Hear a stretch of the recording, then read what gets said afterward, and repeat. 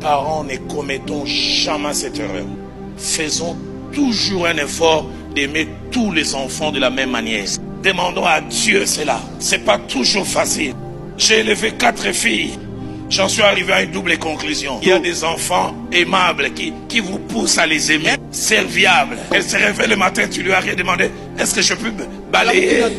Et même tu ne demandes pas de balayer. La jeune fille voit les assiettes, non. Mais en même temps, il y a quelqu'un de très serviable. L'autre, quand tu la vois comme ça, et des fois inconsciemment, on peut avoir tendance à aimer celle qui est serviable et à moins aimer celle ou celui qui n'est pas serviable. L'anniversaire du serviable, tu es conditionné sans le savoir, tu te coupes en 4. L'anniversaire du têtu, tu commences à lui donner un cours d'économie. Passons par la précarité. Nous avons élevé 4 enfants. Vous n'avez aucune idée, les enfants comparent. Les enfants comparent. Ce que vous faites avec l'un, ce que vous faites avec l'autre. L'une de nos 4 filles m'a donné presque une leçon. On préparait les mariages. Tu dois aller dire, hey, mais pour elle, vous avez fait ça. J'ai dit,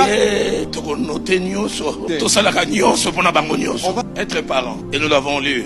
Jacob qui lui-même a subi ça, étrange. Il a reproduit encore ça. Nous l'avons lu Genèse 37, 3 à 4, il devient parent. Parce qu'il a eu Joseph dans sa vieillesse, la Bible dit, il aimait plus que eux tous. Les autres voyaient, il y a Joseph et nous.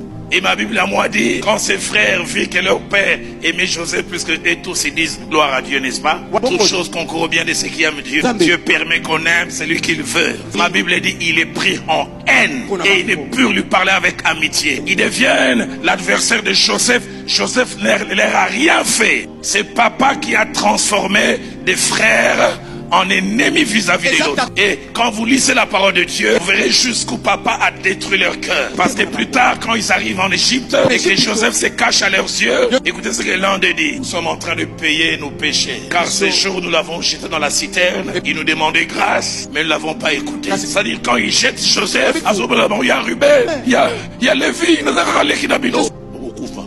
dur de cœur. Qui a semé cette dureté dans le cœur?